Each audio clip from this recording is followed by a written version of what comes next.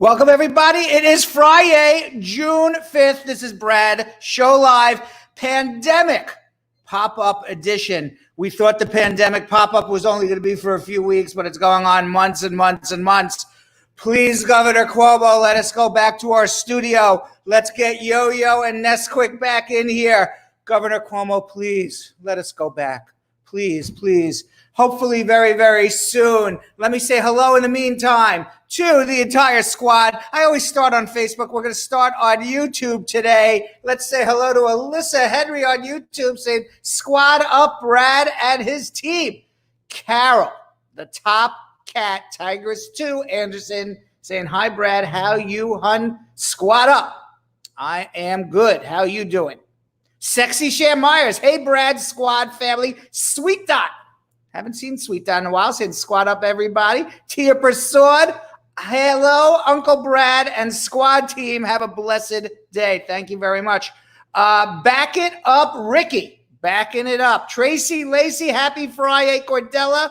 Douglas, squad up, family. Cordella, I hope you're feeling better. Tejas Desai. Hello, Brad. Sir, how are you? And let's see what's going on Facebook.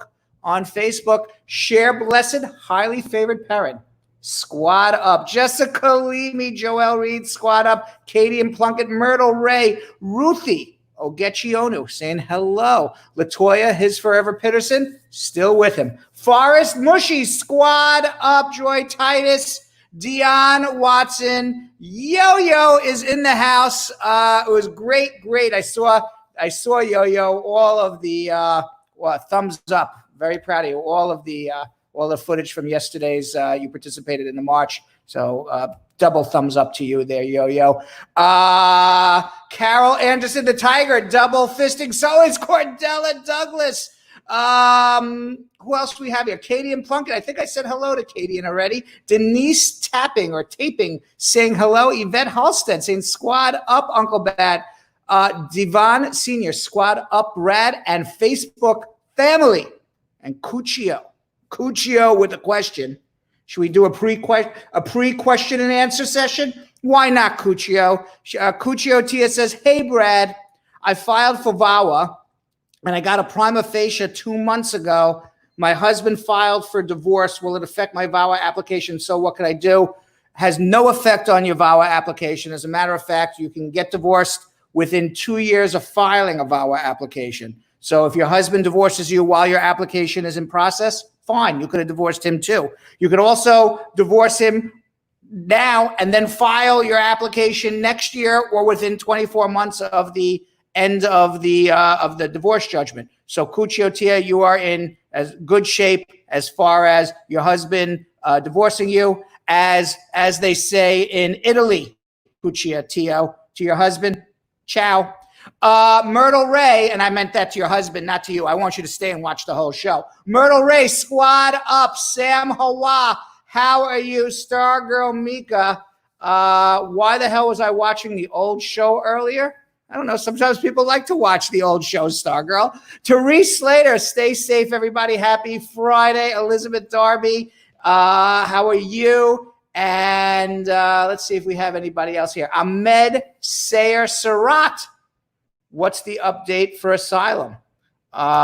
In terms of people applying for asylum outside of the United States, there is no update. They have actually stopped it. For people who have already submitted an application for asylum, it's just a very long wait. It's a disaster asylum right now.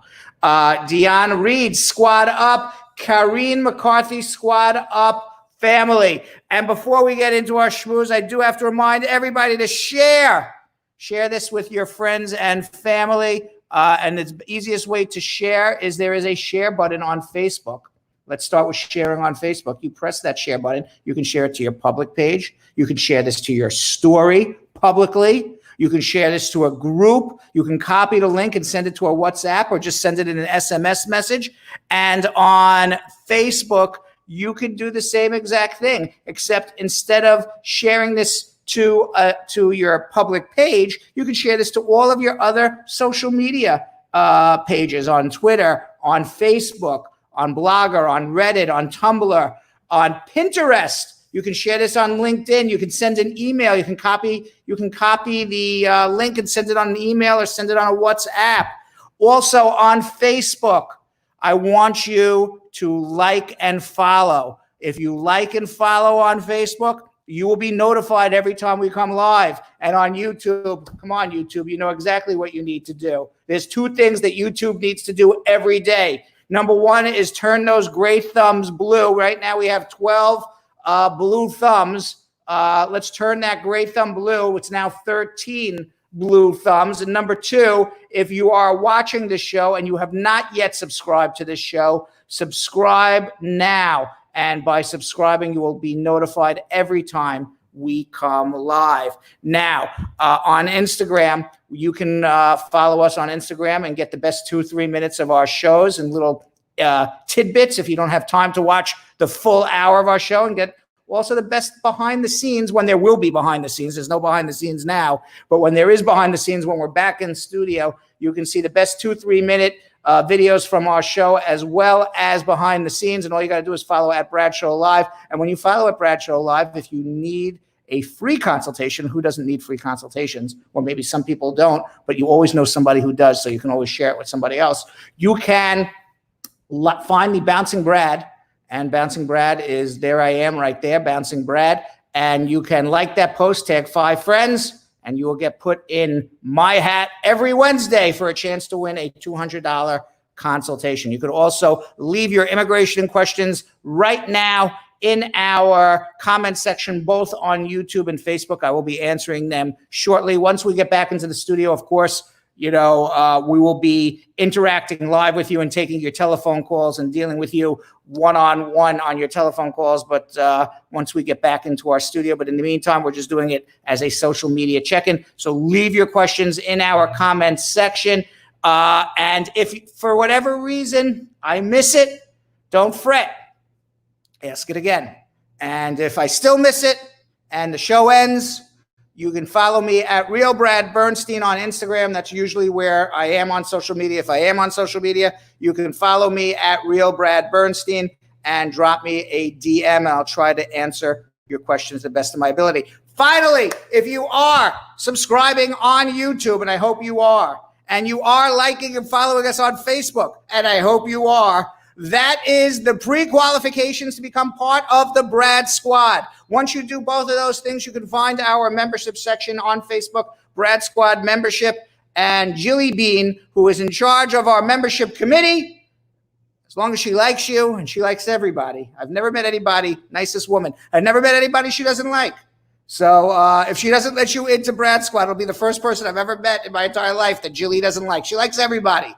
So she'll let you into Brad Squad, and you get all sorts of great VIP treatment. And most importantly, you get to meet the coolest people in the entire world. With that, lastly, I do have to remind everybody, if you do want to talk to me one-on-one in a personal, private, one-on-one, attorney, confidential consultation, I am an attorney. You can call my office at 1-800-529-5465. That's 1-800-529-5465, or internationally 212-227-8933. How it works is you call my office, you speak to my secretaries, they will put you on my list. You get put on Uncle Brad's list, and I will call you the next day. I have a list that gets emailed to me every morning, Monday through Saturday. I only take Sunday off. Sunday is my day of rest. So 6 days a week, I get a list, and I will call you. So if you get on my list, there's only one Brad. I will call you. So in order to get on the list, you got to call 1-800-529-5465. And by the way, Elizabeth Francis, one thing I am not in charge of is badges. That is totally Mark Zuckerberg. I have no idea why people get badges, why they don't. We're trying to figure it out, but we have no idea why. So the only way I can suggest is keep commenting and keep watching. And I think if you keep commenting and you keep watching and you're liking and you're sharing, I think Mark Zuckerberg will give you back. I think Mark Zuckerberg will give you back your badge. And with that, it's Friday. It's not such a great Friday because there's a lot going on in the world, a lot of heavy things going on in the world. The world is changing right before our eyes. Let's get right to it in something we like to call schmoozing with Brad.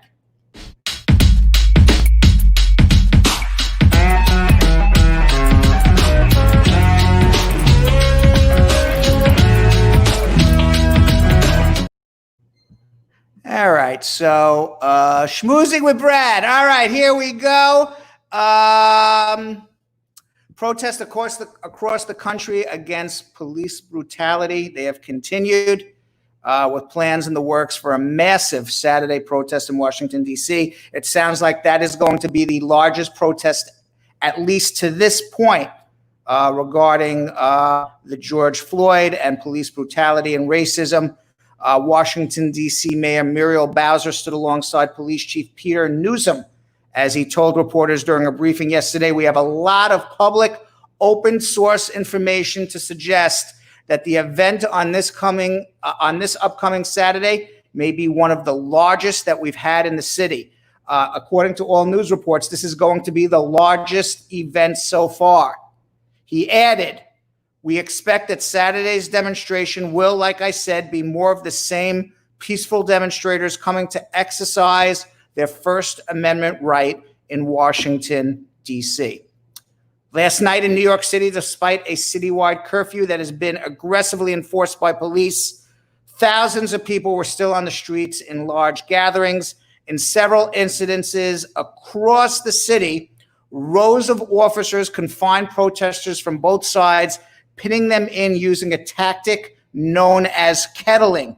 Kettling is basically containment. Basically, what happens is the police get you to come in one direction, and then as you start heading towards the police in one direction, there are other police that are standing on the side and come back and circle around you, and they actually contain you or literally circle around you. They surround you. And then once you are surrounded from 360 degrees from all sides in a big circle, they come running at the group with batons. And that's what they did last night in New York City. And they were striking several of the demonstrators got struck to the ground. In the Bronx, one person was taken away on a stretcher. One man was pinned to the ground and had his neck pressed against a helmet that he repeatedly asked an officer to move.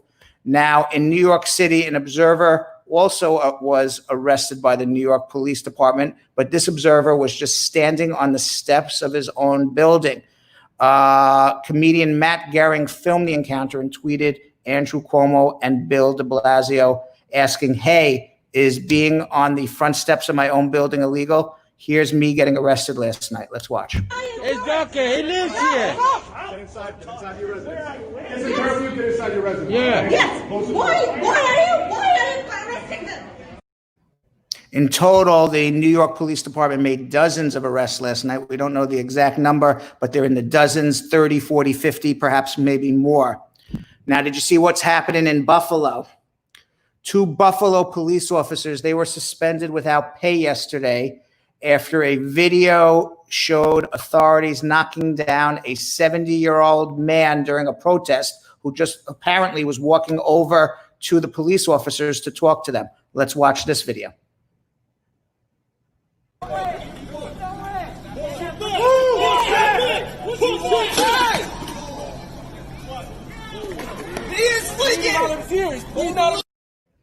The man, Martin Gugino, he's in serious but stable condition at a local hospital. In the video, which spread rapidly on Twitter last night, the man can be seen approaching a large group of officers in tactical gear and saying something. We don't know what he was saying. The officers yell for him to move back before one appears to push him. The man stumbles back. He fell on his head. Later, blood was pouring out of his head. Now, according to NBC News, the man is in stable condition, but he does not remember the incident. It occurred sometime right after the city's 8 p.m. curfew. Officials condemned the incident. Governor Andrew Cuomo called it wholly unjustified, utterly disgraceful, and said police officers must enforce, not abuse the law. In response to these 2 police officers getting fired, The entire Buffalo Police Emergency Response Team has resigned following the suspension of these two officers who were caught on video. A total of 57 police officers resigned from the Buffalo Emergency Response Team in solidarity with the two suspended cops. John Evans, president of the Buffalo Police Benevolent Association, said 57 resigned in disgust because of the treatment of two of their members who were simply executing orders. The special squad was created in 2016 and is deployed for mass protests or riots. And this is a lot of the police officers' defenses. I was just following orders. But you know what? There are lawful orders and there are unlawful orders. And you have to be able to realize what's a lawful order, what's an unlawful order. If I told you to go jump off a bridge, would you jump off a bridge? You know that's wrong. If I told you to go rob a bank, would you rob a bank? No, you know that's wrong. So just because you are ordered to do it doesn't necessarily mean it was a lawful thing that you should be doing.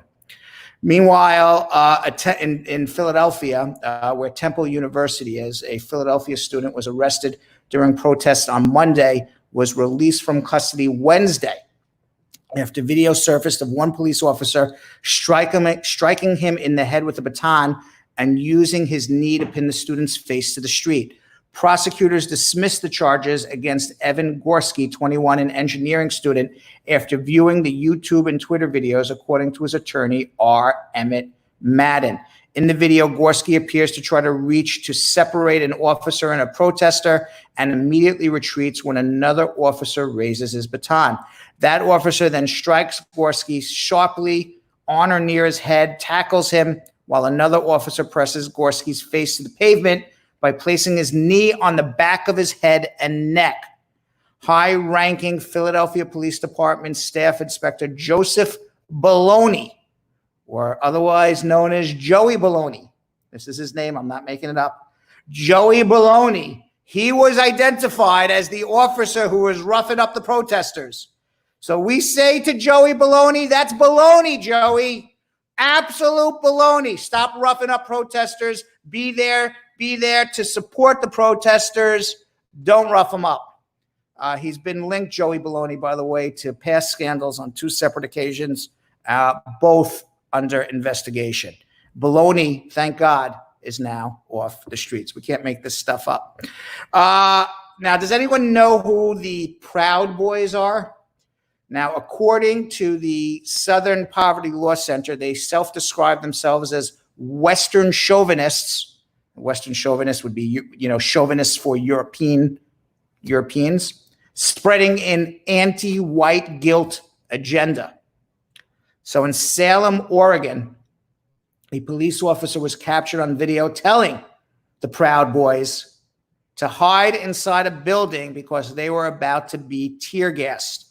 The officer said he was warning them discreetly because he didn't want protesters to see police play favorites. Let's watch this. You guys should retreat either inside the building or in your vehicle somewhere where it's not a violation. I don't think so we don't look like we're playing favorites. Gotcha. We can go interior. Now, recent police violence, and it's not just recent, it has been for a long time. It goes back to training. It's about how you're trained and what attitude you're supposed to have when you go on the streets. The police's attitude from what we see is that the average citizen, especially the average citizen who is a minority in an urban center, they are the enemy. And we are all Americans. Nobody should be the enemy of another person. But that's kind of how the police look at it. Now, recent violence by the police have made many people observe and ask, are they getting enough training? Well, it turns out, we looked into this here at Bradshaw Live, and it turns out you don't need much training to be a police officer. In fact, cosmetologists require 936 more training hours than police officers in the state of California. 936 more hours to go wash and blow hair and give a skin treatment than to be a police officer. Now, in California and many other states across the country, individuals working in many industries must be properly trained if they're to do their jobs legally. It just makes sense. So in California, cosmetologists, they undergo 1,600 hours of training. In that same state in California that says somebody who does hair, put your hair up, put your hair down, gives you a skin treatment, maybe some makeup on your face, 1,600 hours to know how to do that job. But to be a police officer in California, only 664 training hours. That's less than half the amount of training it takes to be a cosmetologist as it takes to be a cop in California. Now, to be eligible for a cosmetology license in New York, you must complete over 1,000 hours of education and training. But to become a New York Police Department officer, an individual must complete only 595 hours of training. In North Carolina, barbers need 1,520 hours of training.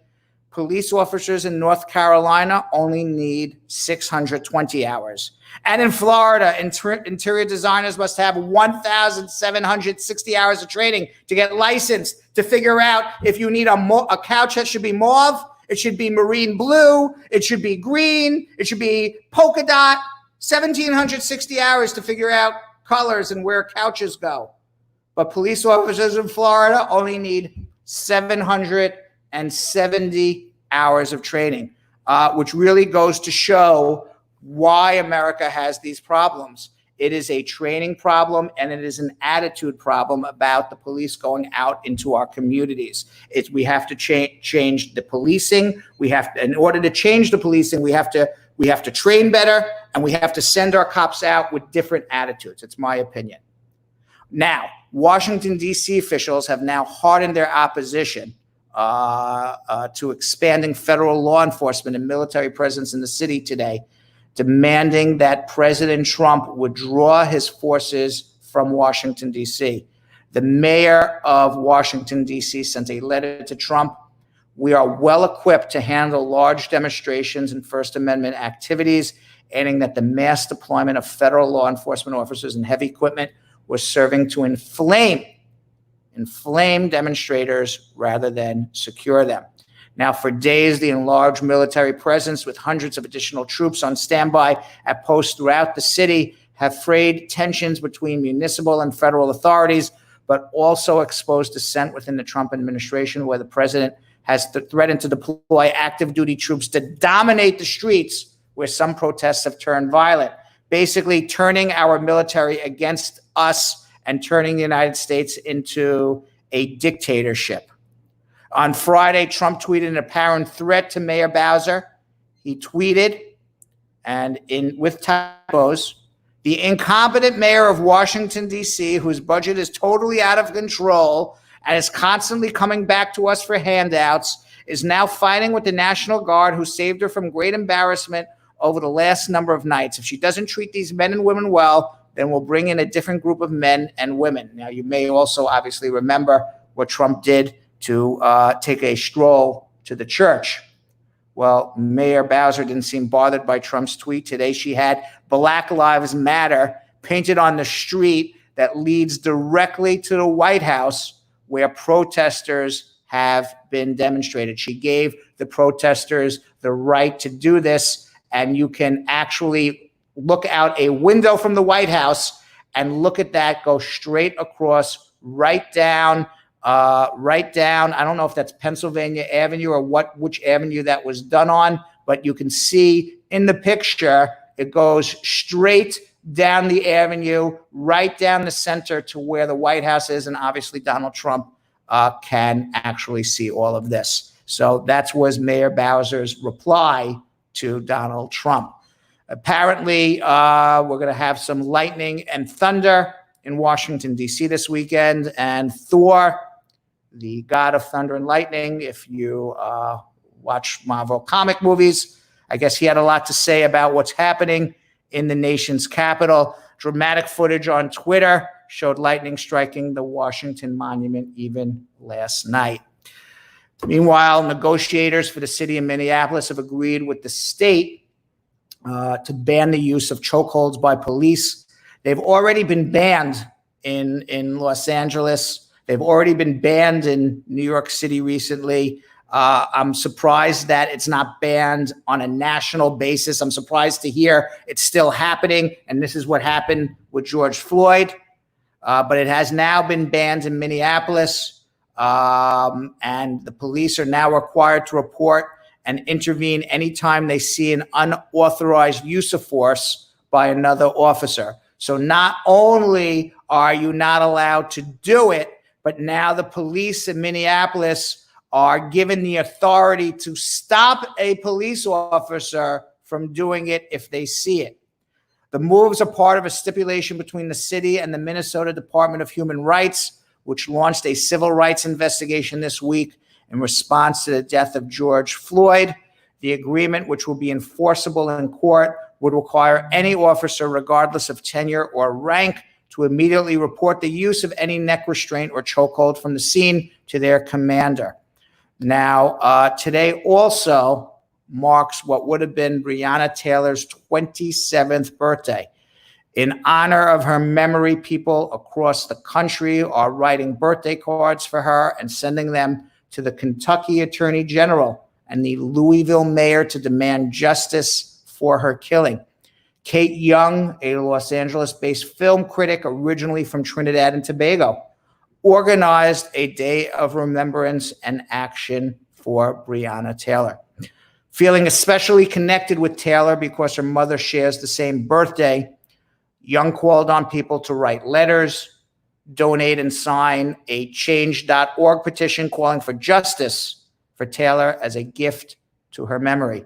She told the Huffington Post that she's tired of seeing Black women's stories put on the back burner when they're victims of police brutality, especially because Black women always show up to fight against systemic racism.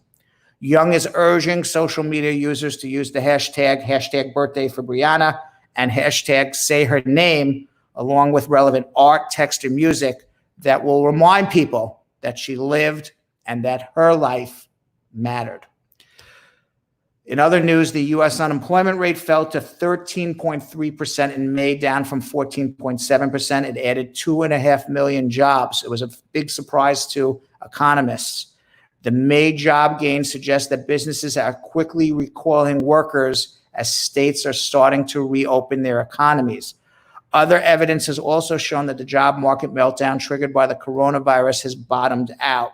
The number of people applying for unemployment benefits has also declined for 9 straight weeks, and the total number of people receiving aid has essentially leveled off.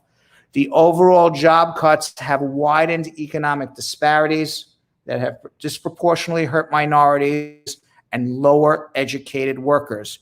Though the unemployment rate for white Americans is 12.4%, it's 17.6% for Hispanics and 16.8% for African Americans.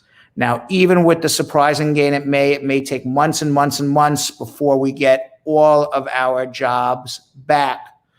Now, President Trump, he's looking for any good news because he's sagging in the polls. He hasn't made America great again. We had coronavirus, over 110,000 deaths. We have George Floyd protests. We have racial tensions. So he's looking for any good news. He's looking for any good news. So he went out during a bill signing ceremony and touted the latest job reports. Let's watch how he touts the latest job reports. Hopefully George is looking down right now and saying this is a great thing that's happening for our country. Now, we didn't have the full thing, but let me tell you what he said. He said, we all saw what happened last week. We can't, this is what Trump said, by the way. Not what Brad's saying. I just want to make it clear. What Trump said, we all saw what happened last week. We can't let that happen. Hopefully George is looking down and saying this is a great thing that's happening for our country. It's a great day for him. It's a great day for everybody. It ain't a great day for George. He's dead. It's not a great day for anybody with what's going on in the world. What an absolute ass. What an insensitive statement. Such an obviously politically misguided, manipulative, totally unaware statement by Donald Trump. So absurd. All I can say is when I heard that, this man has got to go. This man has got to go. He doesn't care about George Floyd doesn't care about, he's dead. He lost his life. And people also don't want to lose their life like George Floyd. Not to say that it's, yeah, we're happy that people are starting to work again. But we don't want this to happen again. And Jessica Leamy also wants me to remind everybody about murder hornets. It's not bad enough, everything going on in the world. We got to talk about murder hornets. I don't want to cry thinking about murder hornets. So we'll talk about murder hornets next week, Jessica Leamy.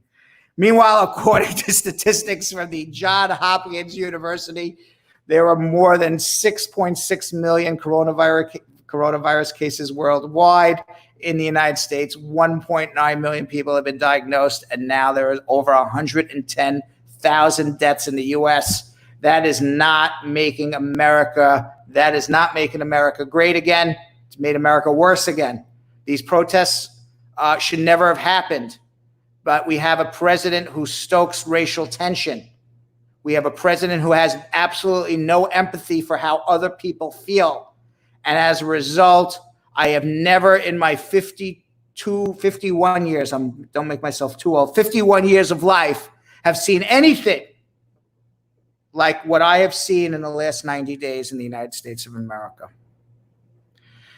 If we have anything good to say, there was one nice story that I read that came out of the protests at a demonstration against hate.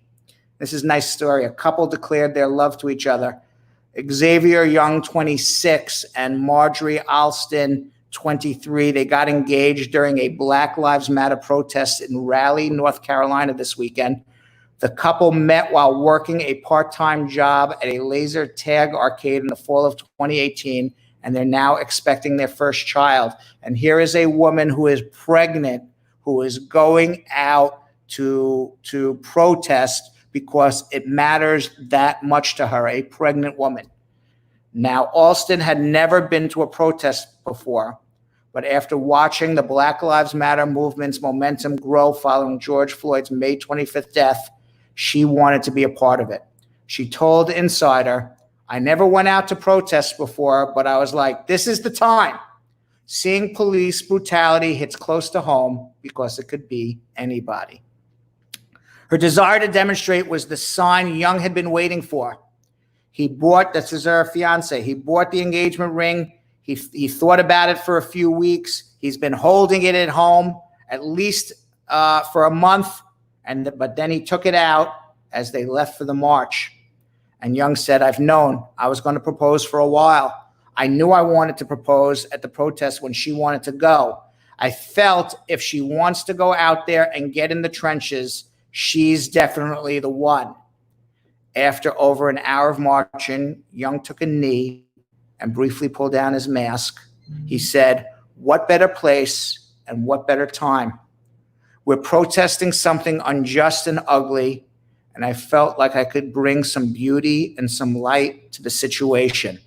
Said Young, "The great thing about it for me, that it wasn't just Black folks around us celebrating, it was white folks, it was Hispanic folks, everybody that was there, it just brought people together. It was a moment he, Alston, and those around them will never forget," said Alston. "Black lives matter, and Black love matters too." And isn't that beautiful? And with that, we're going to get to our immigration questions. That will end our schmooze for the time being. I got to remind everybody that if you do like this show, please follow us and like us on Facebook. And now if you're watching on Facebook and you want to get your immigration questions, now's the time to leave your comment. Now's the time to start your watch parties. On YouTube, we only have 25 thumbs up, but 74 people watching. Come on, let's get those thumbs up. And also, guys, if you have not subscribed on YouTube, please do so immediately, because you will get notified every time we come live on the air. If you need to reach me for any reason, you can give me a call at 1-800-529-5465. That's 1-800-LAW-LINK, 1-800-529-5465, and you can set up a consultation with me. You can follow us at Brad Show Live on Instagram. And if you follow us at Brad Show Live on Instagram and you find the Bouncing Brad, you can tag 5 of your friends and be put in my hat for a free consultation. We have that drawing every Wednesday on Brad Show Live. And finally, if you don't get your immigration questions answered right now, you can always ask me on at Real Brad Bernstein on Instagram, and I will be more than happy to answer it. Just drop me a DM on at Real Brad Bernstein. Finally, if you do subscribe on YouTube and you do like and follow us on Facebook, you can ask Jilly to have you become a member of the Brad Squad, our Facebook group. We are almost 7,000 strong now. Greatest group in the history of the world. No better group in the world. Trust me when I tell you that. The nicest, most beautiful people in the world. You get to meet not only from your neck of the woods, but from all over. Plus, we give some extra special VIP treatment to our Brad Squad members. With that, we are now going to get into Friday pandemic immigration questions and answers.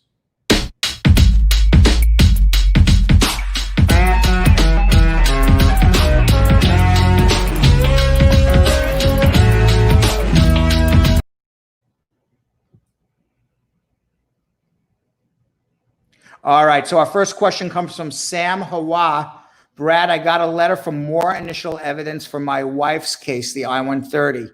I sent them everything, but they still ask for more. They ask for bank accounts and statements. The reason I could not do this is because I was waiting for her to get here, and she has no social security number for me to open an account for her. Sounds like, Sam, that they're asking for bona fides of a marriage. So you would need to contact me if you're having trouble putting those documentation together. Actually, what I'm going to do is I took Sam's question from Facebook, but we're going to do YouTube questions first today. I've been doing Facebook questions first many days in a row. So let's start with YouTube questions. Tejas Desai. Brad, sir, any new updates about immigration ban? I'm documentarily qualified on January 2nd, 2020 for the F3. I do not have any updates about the immigration ban. I have not seen any news about the immigration ban. We know that it went into effect. It should be ending sometime in late June, and we will see what happens. I think a lot depends on how our economy is doing, and I think a lot more depends on, more importantly, what's happening with coronavirus. So we'll see what happens with that. Rupan Talukdar. Hi, if I have enough income to support my foreign spouse, but if I take unemployment benefits during the coronavirus time, is it going to affect my foreign spouse to get the visa from the USA Embassy abroad? Yeah, because you don't have a job. It doesn't affect for poverty guidelines, but as long as you have a second affidavit of support from somebody, you don't have enough income if you get collecting unemployment benefits because you have no income other than through government assistance. But it is not a poverty. It's not a reason that you collect unemployment. They can't say your wife doesn't get a green card because you're collecting government assistance. Unemployment is not government assistance for poverty guideline purposes. So you can absolutely collect your unemployment. However, what they can say is you don't have a job. Now, whether you collect unemployment or you don't collect unemployment, that doesn't change the fact that you don't have a job. So by all means, collect the unemployment, but just know that you may need a second affidavit of support. Super D. Hello, Brad. We replied to our NOID, which is the Notice of Intent to Deny, December 2019. I'm yet to receive my green card. What is your advice? I don't know what the NOID was about, Super D, and I don't know if you did it right or wrong. So my advice would be to have a consultation with me. Email me everything you did in terms of the NOID, what you submitted. I'll take a look at it, and then I'll tell you whether I think it was a good response, a bad response, and what we should do to follow up. And my telephone number is 1-800-529-5465. Darnett Myers, good evening, Brad. How are you today? I hope all is well with you. It is. Thank you very much. Dario Liu. Hi, Brad. Good evening. I hope all is well. I would like to ask you a question. Is it true that people are getting green cards without interviews? I would like to know if it is true. Some people are, not on marriage cases, but some people are. Some interviews are being waived. Yes. Let's see what else we have here. Rupan Thakador, another question. I guess he must have a group of people and he's the spokesperson. Hi, Brad. One of my friends waiting for asylum decision from the judge. So when you think immigration court is going to be open in New York, because my friend is in big pressure, please let me know. June 26th, immigration court opens in New York. DVSMYK. Thank you, Brad, for saying protest instead of peaceful protest. People are angry about racism and police brutality. There isn't anything peaceful about it. No, there's nothing peaceful about it. There's absolutely not. Brog 4, hello, Brad. 1 week ago, I got to the United States border coming from Canada to renew my L2 visa because the embassies are closed. Unfortunately, I forgot I had 2 to 3 grams of cannabis on me. Uh-oh. So what happened? What happened, Brog 4? There's more to it. I told the officer about it, and they revoked my new L2 visa before I can get stamped. They told me I need a waiver. Will I be able to get a waiver? You can get a waiver for less than 30 grams. You're going to need to contact me. Yes, and I would actually, if your wife's a citizen, do it through your wife. It'll be a lot easier. Or maybe not. I think it would actually maybe be faster for a non-immigrant visa waiver. And then you can, when you come here, actually have your wife adjust. I think that actually would be faster. Spider-Man, Uncle Brad. Someone filed a VAWA receipt dated the 23rd of May, 2018. I want to meet you. What is advice? I'm still no answer. I don't know why you don't have an answer from 2 years ago. I think we should have a consultation with me. 1-800-529-5465. Cavell Carnegie. I'm a recent green card holder, and I started filing for my son in last October.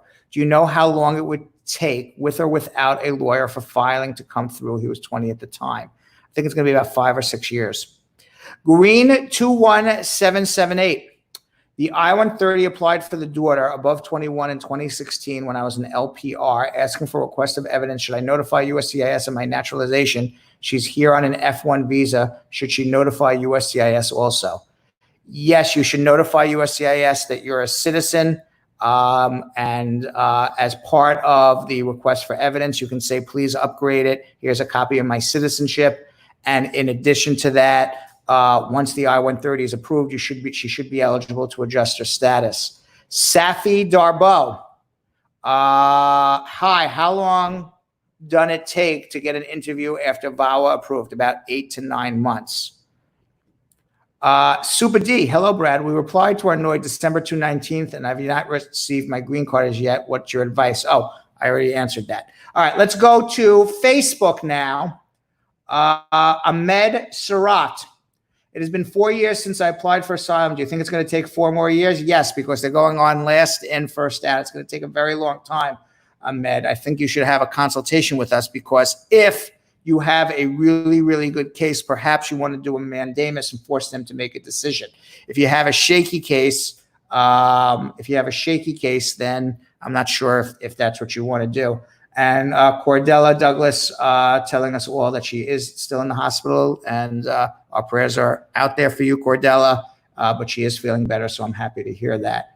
Umar Koch, UMRKCH. Hi, Brad. My friend filed for asylum 4 years ago and got married in 2018. He and his wife went for the interview 1 year ago. Since no response, what can he do? He have both cases on file. Well, you can't get through unless you withdraw your asylum. So that's number one.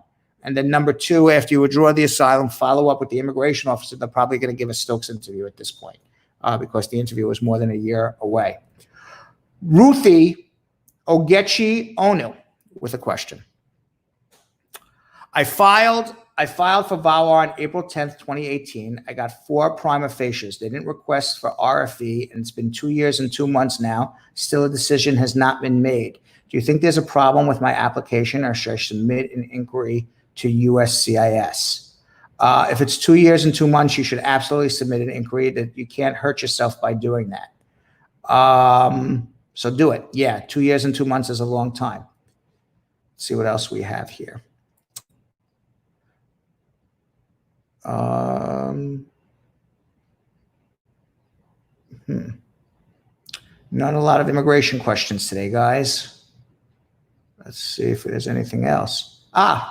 Lysandra Livermore. Hi, Uncle Brad. If you are separated from your husband and have 10-year green card over 5 years and need to file my citizenship but don't have my husband's information, can I apply without his information as we're not divorced? Yes, you can put down on the application you are separated, and if you don't have his information, just write I don't know or unknown, one or the other, and you can apply, because you're not basing it on a bona fide marriage. You're basing it on the fact that you have a green card for 5 years. Sweet Ex Theorist, asking for a friend. It's not for her. Want to make it clear.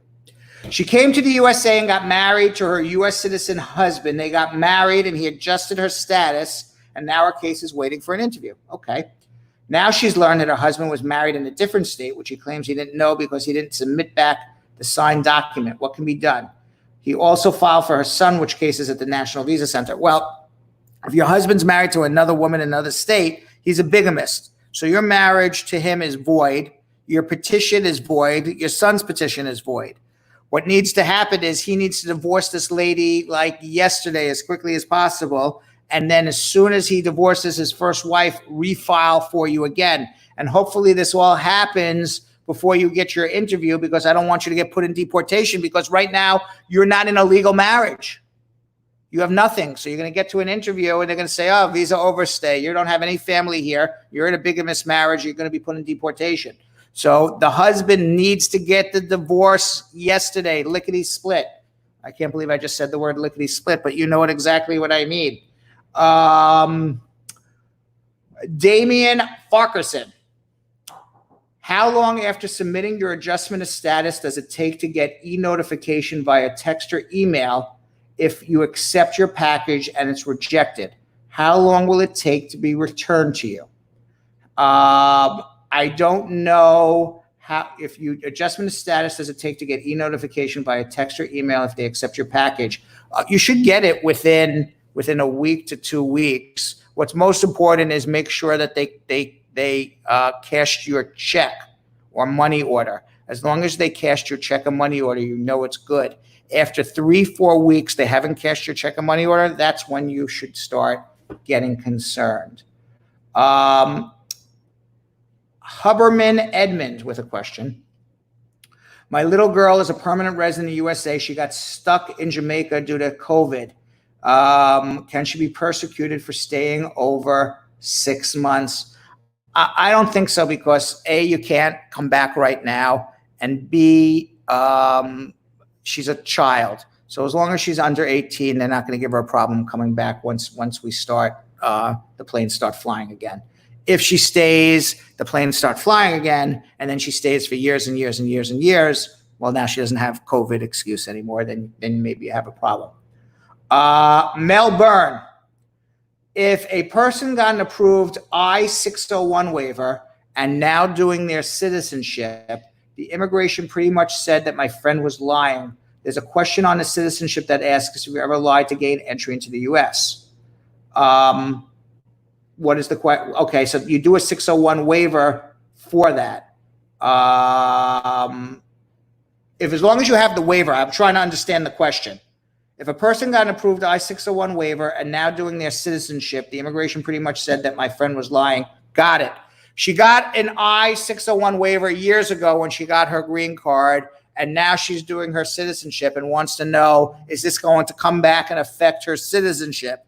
And the answer is, as long as you tell the truth, no. Because when you got the waiver covers everything that you did in your life from the day Adam and Eve came to the earth up until the day you get your waiver.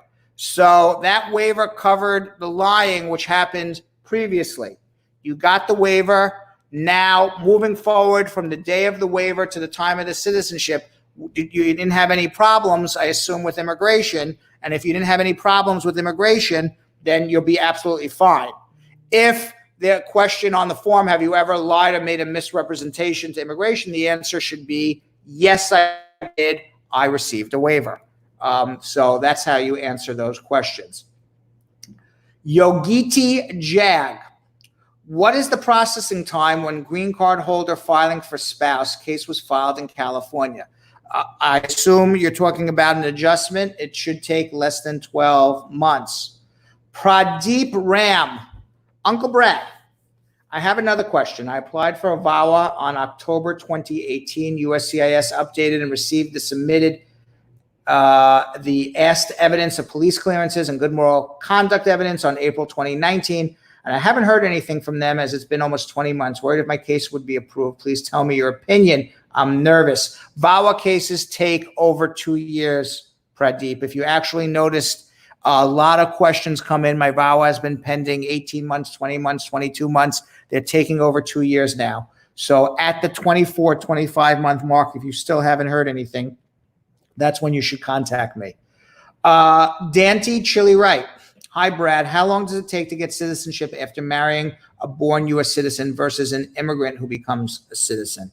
I think you're talking about getting a green card. It's the same whether you were naturalized or you were born in the U.S., it's the same process. Let's see if I can even pronounce this person's name. Ali Berry Conquer Dem Lee Chosen.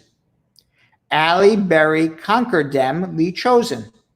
Hi, Brad. I'm at Jamaica. Do you think as soon as the COVID finished visa will be easy? I have no idea. I don't know. Every day changes. You know, if you asked me 3 weeks ago, what was going to happen, nobody even knew George Floyd's name existed at that point. And look how much the world has changed in 3 weeks. So for me to take a guess of what will happen in 3, 4, 5, 6, 8 weeks from now, I don't know the answer yet. We just have to take each day as it comes. Jessica Leamy, Joel Reed. How long does it take for USCIS to reply to a motion to reopen denial of a VAWA case? Years. You're going to wait years and years and years. I do not like motions to reopen on VAWA cases. What that person should be doing is refiling a new VAWA case. You're not precluded from filing a new VAWA case. It actually doesn't cost anything. It's a free filing. Refile the VAWA and fix the problem so it doesn't get denied again. You should never be making a motion to reopen. The only time you should be doing that is when there's a statute of limitations problem. And you would have a statute of limitations problem if there's a divorce. And then you're precluded from filing for a new VAWA case from 2 years from the time of the divorce. But absent a divorce, you shouldn't be doing a motion to reopen. Yogita Jag with a follow-up. I was asking about a green card holder filing for spouse living outside of the United States of America. That's about a 2-year process. Sim Allen. Hi, Uncle Brad. My mom came to the United States from December 15th, 2019. She was here on vacation. She should have left by the end of March, but because of COVID, she's still here. And we tried to file the I-539, but after paying $105 reached the end of the form, it asked to pay $900 more, so I canceled it. What? No, the filing fee for an extension on the B1, Sim, you screwed it up. The filing fee for an extension is $300 and something, not $105. And it's not $900. I think it's I want to say $320, but I'm not 100% certain because I always forget filing fees. But those filing fees, you were doing the wrong form, or you were paying the wrong fee. Once she overstays her time, she's out of status. I mean, the only thing you can do maybe is a late application to put her back into status, and it's called nunc-pro-tunc, with a very good excuse why she's 2 months late in filing. But now she's in violation of her visa. She needs a consultation, Sim. Shauna K. Pert with a question. Hey, Brad, I have approved VAWA, and I filed my I-45 package over a month ago and still haven't received my receipt notice. They also have not yet taken the fee from my card. Any idea why it's taken so long? I don't know why it's taken so long. They should have taken the fee by now. Why don't you wait another week or two? And if you still don't have any more update than what you just told me, give me a call. By the way, because I just love saying her name, Ali Berry Conquer Dem Lee Chosen says LOL, thanks. Let's see what else is happening here. Benjamin Kabore. Hi, Brad. I had an asylum case 4 years ago. and I never cancel my case, and it's been married for 3 years, and I went to my interview April 2019, and they said separate us the day of the interview, and since then I didn't receive any answer. Do you think I could travel with a travel document outside of the United States? You can, but if you're going to travel back to the country that you claimed asylum, you're going to get stopped at the airport coming back for misrepresentation. So be careful where exactly you're going. Lou Melville, how long does a minor child of a U.S. citizen take to migrate? About 12 months. Dawn Harriet, hi, Brad. I just got this question. If someone who was on Social Security and is over 60 got married to this lady who is in Jamaica and they filed for her, she plans to visit the U.S. next year. If he's on Social Security and he's retired or on disability, that's fine because Social Security is not need-based government assistance. If she travels to visit next year and she waits 90 days and then they get married, that's fine too. That's not a misrepresentation. It's only a misrepresentation if you get married within the first 90 days. Then yes, he can file an adjustment for her, but he will probably need a second affidavit of support from somebody else. Let's go back to YouTube and see what's going on YouTube right now. Marco Bozovic says, hello, Bread. Oh, Marco, you're making me hungry. I haven't eaten all day. Hello, Bread. I changed the address to a different state on April 16th. Still didn't get a notice of moving my case to a different state. Should I call USCIS? Yes, you should call. Why not? And just say, I want to confirm you have my updated address. You can call. Absolutely. Yeah, it doesn't hurt to do that. Curly Girl Shauna with a question. I have an approved VAWA. I filed my I-45 package. They still haven't received my receipt notice. They also have not yet taken the fee for my credit card. I think that's Shauna Pert from Curly Girl and Shauna Pert are the same person. I just realized that. Versatile Lifestyle 1. Hello, Brad. If my wife on Medicare, would it affect my green card status? And if so, should she get off? What's the best insurance we can both enroll in? Medicare is different than Medicaid. So let's figure out what she has. Medicare is because you've reached 65. Everybody's entitled to Medicare. Medicaid is because you're under 65 and you can't afford medical insurance. That would be a problem. So any medical insurance on the Obama exchange is fine. If it's on Medicare, it's fine. Medicaid is the problem. Mexicano has a question on YouTube. If a person is granted voluntary departure and does not leave, then gets deported and given a 10-year bar, when does the 10-year bar time begin? The time you leave, not the time you got the voluntary departure. Alem Aga, hi, Brad. I'm a U.S. citizen. I'm separately filed the I-130 for my wife and children, 5 and 6, and both docs approved, paid and accepted at the National Visa Center on February 4th and March 8th, 2020. Since then, I didn't get a response. Is that normal? What would be the next step? If it's at the National Visa Center, you got to give them about 2 months. If it's more than 2 months, contact the National Visa Center. Start harassing them. Jamie Roberts with a question. Hello, sir. My wife wants to file for me, but she doesn't make enough money. Does it have to be a citizen to do a support affidavit? No, it could be a lawful permanent resident too. It could be a resident or a citizen. Either one would work. Benjamin Kabori back on Facebook with a question. Hi, Brad.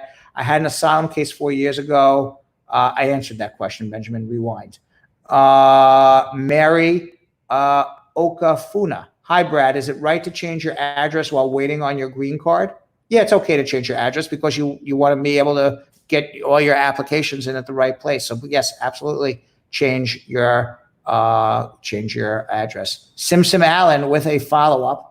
Okay, thanks, Uncle Brad. My mom's time will be up on the 14th of June, but I book a flight for her on the 13th. If she gets back to Jamaica on that date, she'll be okay to come back to the U.S.? Yes, she will. If she can't leave on the 13th, then you got to submit a extension on the I-539 overnight, so it's received on the 14th. And what else? Old friend Jen Connolly from college saying hello. Hello, Jen. How are you? Hope all is well there, Jen. And Jamie Roberts with a question. Hello, sir. My wife wants to file. This is back on YouTube. Hello, sir. My wife wants to file for me, but it takes to schedule the interview because USCIS website status saying they're waiting to schedule for interview as of last month. I don't understand the question. My I-751 moved to the National Benefits Center. How long will it take to schedule the interview because USCIS website status says they're waiting to schedule for interview? You want to know how long when you're going to get your I-751 interview? Months and months from now. Just because it gets moved to the National Benefits Center, that means it's in the back of the line. It hasn't even reached the local office yet because it then has to be transferred to the local office. You're months and months and months and months away. Nicole Baez, when I file my husband's I-130 process, can I live in Mexico with him or do I have to be in the U.S. working? Will me living there hurt his case? You can go live with him. Absolutely. As long as you can show the intention when he gets his green card that the whole family is coming back to live in America. The only way it hurts your case is you don't have, a steady job in the United States of America, but as long as you have an affidavit of support from somebody else, or you have set up jobs for both you and your husband when you come to America, it shouldn't be a problem. There's plenty of people who do that. Benjamin Kabor with a last question. I forget to tell you, I didn't receive any answer since then. Should I worry? It's been more than a year. I'm not sure what that question was referencing to. You got to be more specific, Benjamin. Then finally, Dainty Chili Right. Last question of the day. Follow-up question. How long does it normally take for a child under 15 years of age if the documents are properly done to come to the U.S.? Assuming you filed as a U.S. citizen, it should take about 12 months. All right. With that, folks, I'm out of breath answering all these questions and schmoozing. And it's Friday. So before we get to comments of the day, I got to remind everybody, if you like my show, please follow us on YouTube and you'll get a notification every time we come live. If you like our show on Facebook, please follow, like and follow. Subscribe on YouTube, like and follow on Facebook. And if you want the best VIP content, if you subscribe on YouTube and you like and follow on Facebook, then you can join the Brad Squad on our Facebook membership page and get wonderful, fantastic, unbelievable VIP treatment, but most importantly, get the best friends anyone could have on social media. Brad Squad, love them. If you need help with any immigration problems, you could always call me. I'll get on my list. I'll call you the next day. It's 1-800-529-5465, 1-800-LAW-LINK, 1-800-529-5465. 1-800-52. Wow, we got a scroll going across. Congratulations, Lee. We don't have to mention the telephone number anymore. Mazel tov, mazel tov. And finally, you can always follow us on Instagram at Brad Show Live. Find Bouncing Brad. If you find Bouncing Brad on Instagram, you can. I'm laughing about the scroll. If you find Bouncing Brad on Instagram, you can. It's making me laugh. You can like Bouncing Brad, and you can tag 5 of your friends. And what else do I have to say? And now we have comments of the day. Comments of the day. What do we have? Lynn Schumacher Sweezy, hello, and thanks so much for all you do. You're an awesome person. Thank you very much, Lynn. Marie Smith, I know change is coming. I really hope so. I pray. Jessica Leamy, Joel Reed, thanks, Brad. Something to take our mind off the nincompoop sitting in the White House, also known as Pumpkinhead.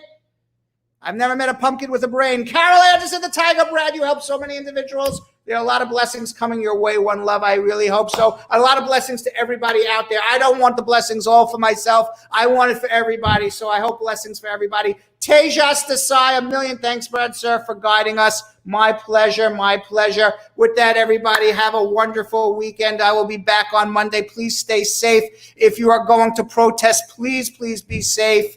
And hopefully we will see the change that everybody wants, everybody demanding, everybody desires. And otherwise, have a peaceful, wonderful weekend. I will see you on Monday.